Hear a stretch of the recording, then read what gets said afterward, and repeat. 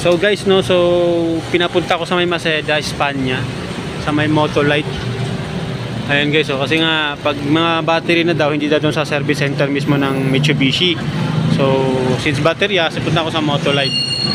Ayan guys, so ang nangyari pa guys, wala pang stocks nung battery ko, yung NS6, NS40. So ang gagawin, papahiramin daw muna ako ng ito, parang second hand. Ayan, so hiram lang muna para magamit lang. Hindi ko alam kung papalitan ng bago. Yan. So sana okay na to. Walang problema sa akin kahit second hand, basta maayos at gumagana lang eh. So yun yung ano, no, kalbaryo ko ngayong araw na to. Punta ako sa Mitsubishi, tapos ayaw daw doon. Sunta naman ako sa Motolite, takbo na naman ako. Buti hindi ako nasiraan guys, hindi ako namatayan. Ang ano pa doon, pababayaran pa muna ako ng 500 pesos sa miscellaneous fee.